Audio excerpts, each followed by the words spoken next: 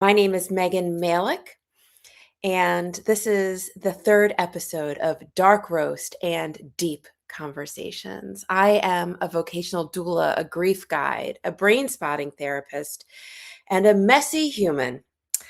My life has afforded me multiple opportunities to be in the liminal space, the messy middle between what was and what's next. And I say I've kind of native there, and this series is about learning how to turn inward and listen to what's on the inside as a way to help us then navigate life on the outside.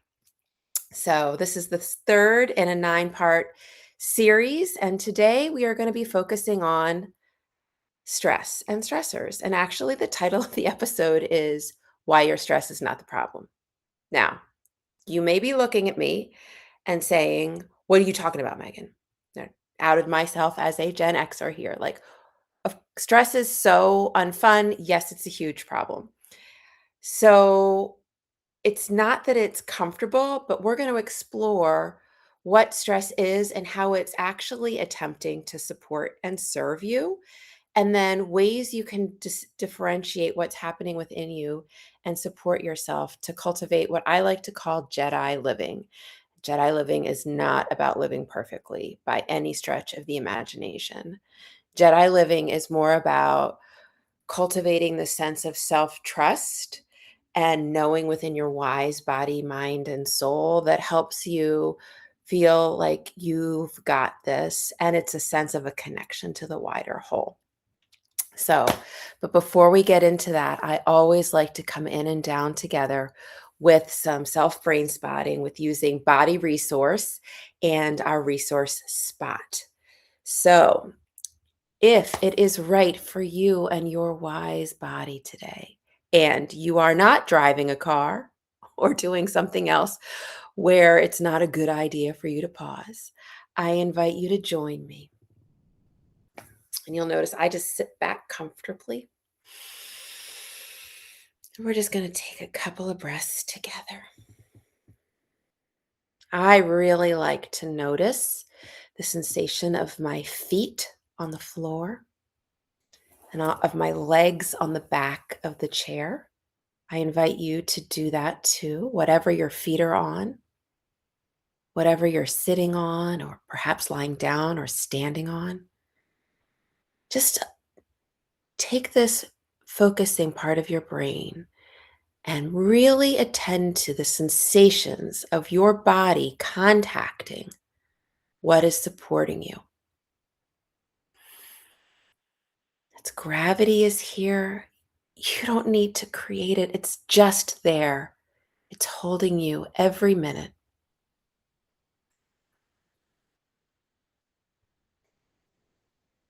And then, in your next moment, start to shift your attention to your breath.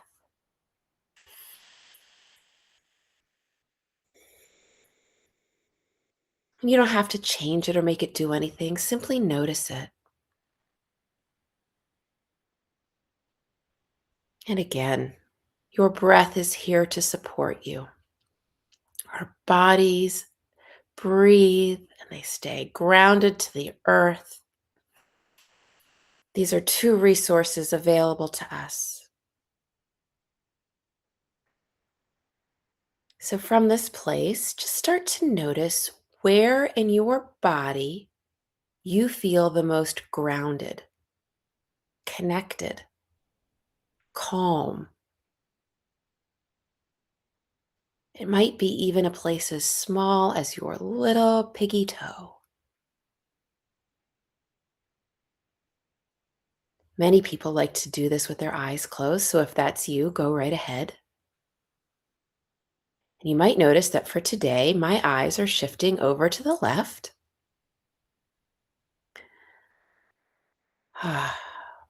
And that is connecting to, I can feel a spot on the soles of my feet. It's very localized spot on the center soles of my feet.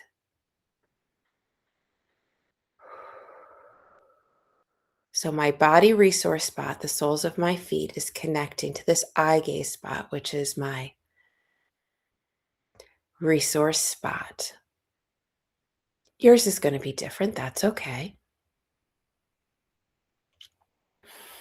Just take a couple moments and allow yourself to resource on this spot. And if your eyes are closed while you're doing this, that's okay. Doesn't matter, right?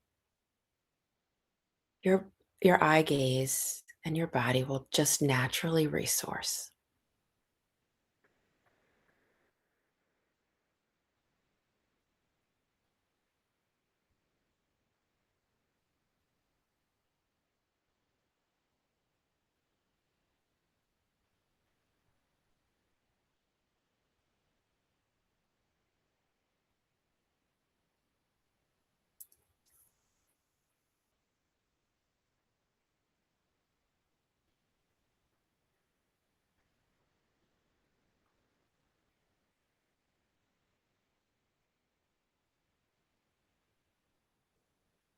All right. So that was about a minute or two together. If you want to just notice what happened inside as we did that, you can do that. And if not, it's all right too. I'm going to take a swig of my dark roast because you know I have to have it with me. Enjoy the journey. Indeed. So I'm going to put my glasses down and stressor, Jedi living. So something that I think is helpful when we first talk about this is to start to distinguish stress or from stress. So you might be saying, Megan, what are you even talking about? Who cares? Well, taxes, gas prices, your full day at work, your child asking you for the bazillionth time, what are you having tonight for dinner? Or when are we going to get there? The flight snafus that Joe and I had last week getting back from our vacation. These are stressors. They are outside of us. Stress is the physiological reaction that happens inside of me, that fight, flight, freeze, or fawn that you hear about. And I'm going to say something that might sound super radical. And that's actually that your stress, when like having a threat reaction happen, is not problematic. It does not mean you failed. It does not mean you're wrong. It means you're human. And actually, our stress is there to serve a purpose. It's to keep us safe and alive, y'all. I mean, like, in all seriousness, if you are in a life threatening situation, you want that energy that stress gives us. It's like to save our lives. So, like, nobody wants to kind of sit and be contemplative when somebody's coming at them in a potentially lethal situation. That's just not what you want going on. So, likewise, when you're getting ready to do a task that requires a lot of energy, stress is actually super helpful. In fact, and you may or may not have heard this term, Pat Ogden came up with something called the window of tolerance a while ago, which is, this space where our sympathetic nervous system is activated. And when we're in there, it doesn't mean we're not feeling stress. It just means we're kind of able to be driving the car of our own self, so to speak, when we're doing that. And you probably notice throughout the day, stress comes and goes. It's there to help you live your best life, if you will. The challenges come in with a couple of things. One, we don't live in a world where our bodies are naturally discharging it. Stress is physiological, body. So if you're sitting at a desk all day and the stress comes and goes, you're not necessarily having the chance to discharge that energy from your body. Likewise, say if you are on the highway and you're driving and you are in a really tight near collision, say your stress level is going to go up. It's going to help you navigate through that. You're going to get home and you might realize like you're kind of like shaking and all of that because you haven't had a chance to discharge all that energy. So there you go, stress, stressor, and the difference. So Then there's the next piece, and this is something that Amelia and Emily Nagoski talk about in their book. Highly recommend. Burnout, you can tell mine's a little well loved. The Secret to Unlocking the Stress Cycle. And those are the chronic stressors, like the ones that don't really ever fully go away, and how our brain functions with that, and then ways we can use our wise bodies and minds and actually learn to live with that, learn to live differently with it. Anyway, so when we get toward the top or the bottom of that window of tolerance, that's kind of when it's like, okay, we need to start shifting our focus from the stressors that are out there to the stress that's in here. So I work with people and with myself, and I think of kind of four main tells. The first tell, which happens to me consistently, is like looping. And so this could be the looping in your mind when you start like really ruminating on something. It could also be like you start saying or doing the same thing over and over and over again.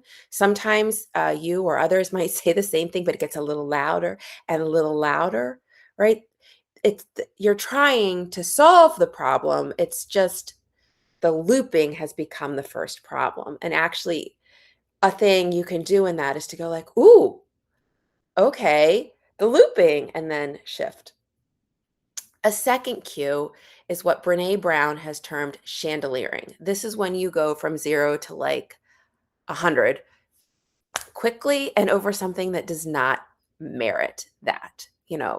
Somebody didn't load the dishwasher correctly, or maybe your kid does ask for the 100th time what you're having for dinner tonight, but you react in this larger way where it's like, okay, that's an irritating question, but maybe this reaction is larger than merits this situation. So chandeliering, sign to attend to the stress and to discharge and complete the stress cycle. The next is the kind of hunker in and down. And for me, this looks like wanting to eat Ben and Jerry's with the covers over going into my bed, covering up, having a pint of Ben and Jerry's, maybe a potato chip as a spoon, and then streaming something on Netflix, likely something that I've watched like numerous times before, and just sort of like mega self-soothing and sort of a like, leave me alone. And the last can be tricky. And I say can be tricky in that a lot of these others are more often like, oh, this happens and blah, blah, blah, you get to one of these. The last is when your body has kind of unexplainable aches, pains, fatigue, where you can't go like, oh, I had all of this happen, so of course I hurt myself in this thing, or I had a super long day, a super long weekend, so I'm extra tired. It's more just this, what's happening? I don't feel right. I'm not myself. Anyway, all of these are signs that your stress has exceeded your stress limit, and that it's not that it's problematic. Again, it's just what needs to be attended to first is discharging some of that energy, or perhaps resting and restoring to cultivate some of it. So, what are some things that you can do in the course of your week? Because you can know all of this stuff, but if you have nothing to do, like, what's the purpose of it, right? So, I'm going to just give you several options. As always, you are the wise one who knows your body, mind, and spirit.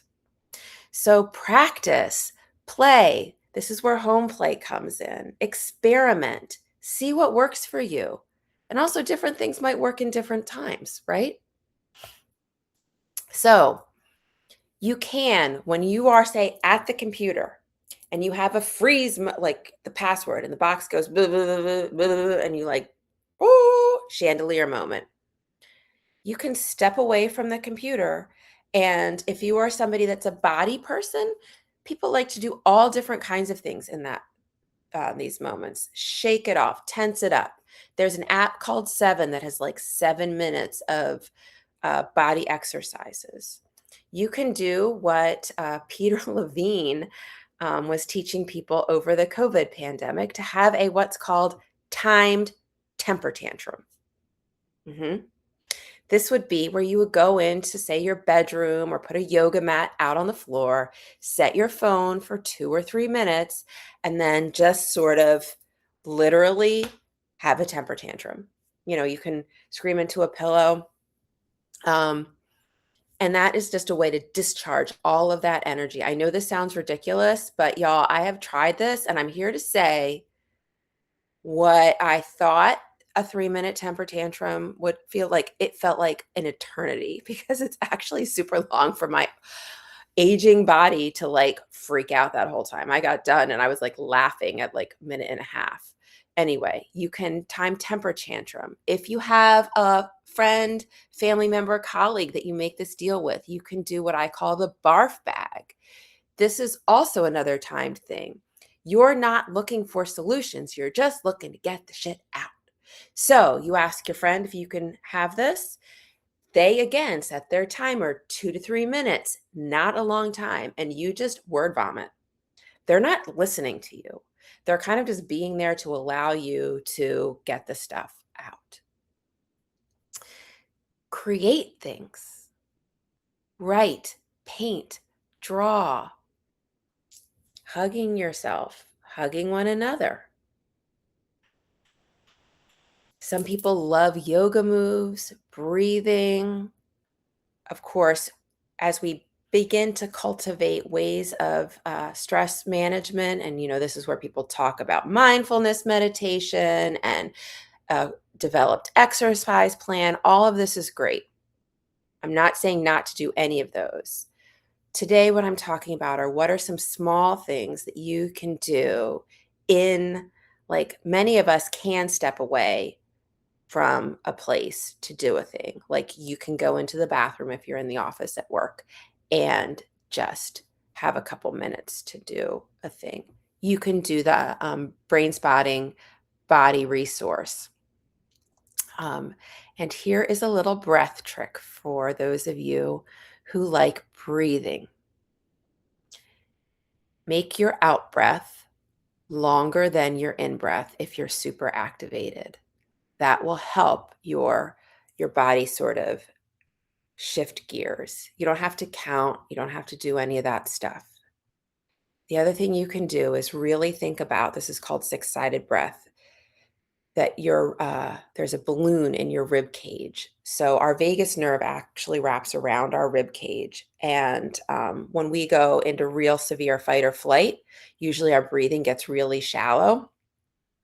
And so really filling up with a full breath so that our lungs actually tickle our vagus nerve, if you will, that helps our body know that. And then also from an eye gaze position, I'm just doing this to demonstrate what you would focus on. You don't have to hold your fingers up. Focus on your peripheral vision. Believe it or not,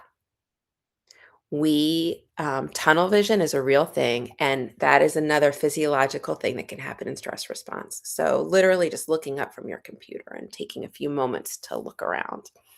Those are a few things that you can do when you realize that your stress has exceeded your body's natural limit for that day.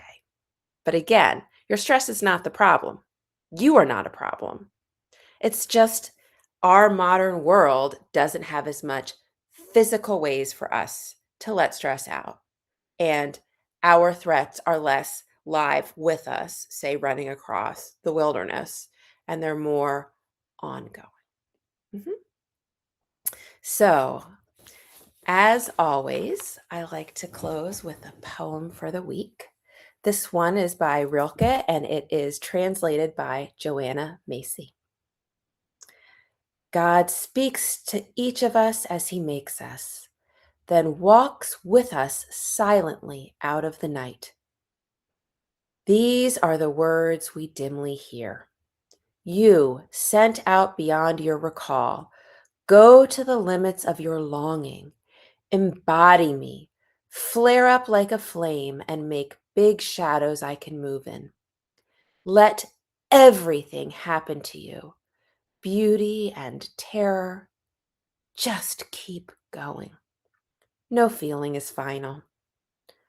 Don't let yourself lose me. Nearby is a country that they call life. You will know it by its seriousness. Give me your hand. Oh, so thank you all for spending time with me. If you want the self-brain spotting practice, you can find that in the show notes below here. If you would like somebody to journey with you through some of this, you can reach out to me. I have embodied visioning and brain spotting sessions available. If you would like to simply have a conversation, reach out and let me know. And until next week, may your coffee be rich and dark, and may your conversations with yourself be deep and meaningful. Blessings, peace, and namaste.